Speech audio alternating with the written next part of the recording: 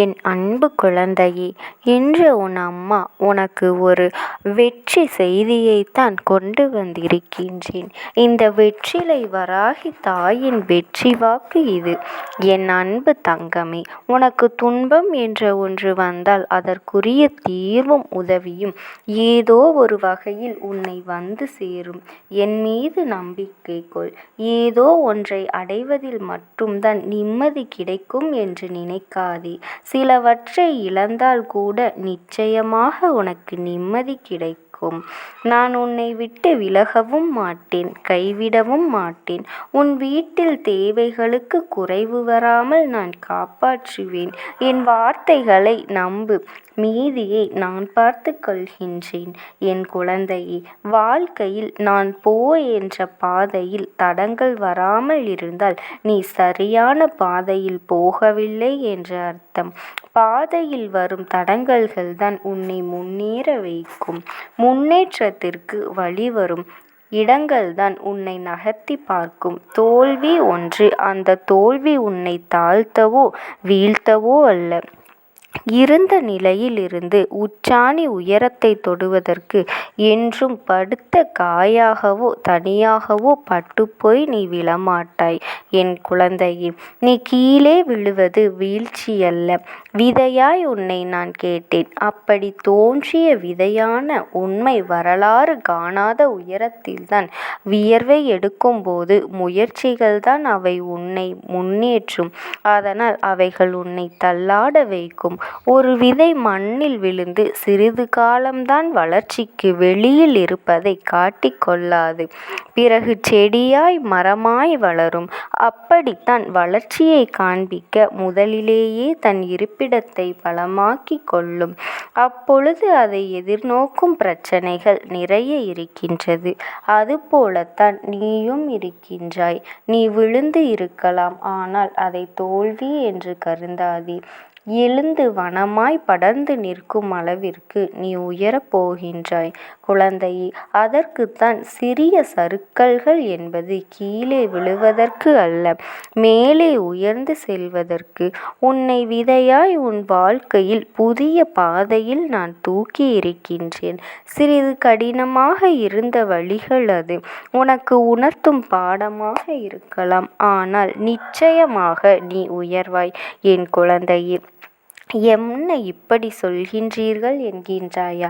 நான் சொல்வது கால நேரம் பார்த்து உனக்கு நடக்கின்ற சந்தோஷங்களுக்கு எல்லாம் நான் மறைமுகமாக சொல்லும் சொல்தான் எதிர்காலம் கொஞ்ச தூரம்தான், அதனால்தான் தாமதமாகிறது. ஆனால் அது தாமதமில்லை. உன்னை நீ தயாராக்கி கொள்ளும் காலம் இது. வெற்றிக்கான காலம் வந்துவிட்டது குழந்தையே. இதில் நிச்சயமாக நீ ஜெயிப்பாய். இந்த உலகமே தலைகீழாக மாறலாம், ஆனால் நம் வழி தவறிவிடக் கூடாது.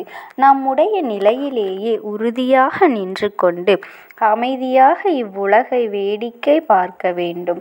என்னை எவன் மிகவும் விரும்புகிறானோ அவன் எப்பொழுதும் என்னை காண்கின்றான். என்னை விட்டு நீங்கினால் இந்த உலகமே அவனுக்கு சூனியமாக தோன்றிவிடும்.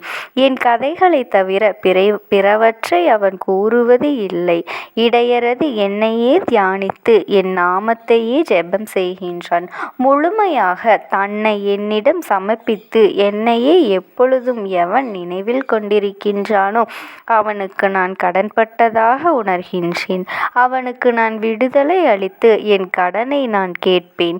என்னை நினைத்து எனக்காக இயங்குபவனையும் எதையும் முதலில் நான் நினைக்காமல் உனதானவன் நான் சார்ந்திருக்கின்றேன். என்னிடம் வருபவன் ஆறானது கடலாடு ஒன்றாவது போல என்னோடு இரண்டர கலக்கின்றான்.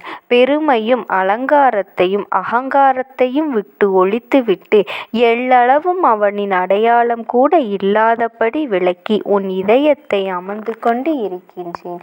என்னிடம் உன்னை பூரணமாக சமர்ப்பித்து விடு. உனக்கு ஏதாவது வேண்டுமானால் என்னிடம் மட்டும் கேள். இவ்வுலக கௌரவத்தை விட்டுவிடு. கடவுளின் அருளையும் ஆசியையும் பெற முயற்சி செய்.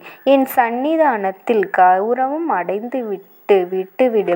உலக கௌரவங்களினால் வழி தவறி விடாதே என் குழந்தையே. உன்னை கஷ்டங்கள் எல்லாம் உன்னை தாழ்த்த என்று நீ நினைத்து கொள்கின்றாய்.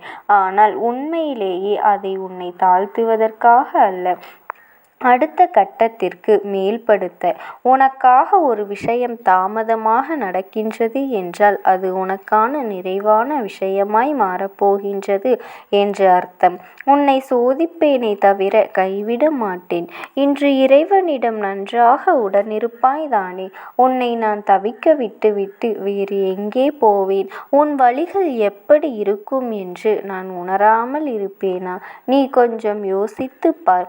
நீ வளர்ந்து என் பிள்ளையாய் இருக்கலாம், ஆனால் தாயின் கருவறையின் அமைப்பில்தான் இன்றும் என்றும் இருக்கின்றாய். அதையும் மீறி நீ உணர்கின்றாய் என்றால் என்ன அர்த்தம்? உன்னை வாழ்வில் மேலோங்க உன் சுய இன்றும் என்றும் இருக்கின்றாய் என் தங்கமே. உன் சுய சிந்தனையும் முடிவும் எடுக்கும் பக்குவமும் வர வேண்டும். அதனால்தான் எட்டி நின்று நான் வேடிக்கை பார்க்கின்றேன் என் தங்கமே. நீச்சல் தெரியாமல் துன்பத்திலும் வெளியிலும் தத்தளித்த நேரத்தில் உனக்கு நான் பக்கத்தில் நின்றேன்.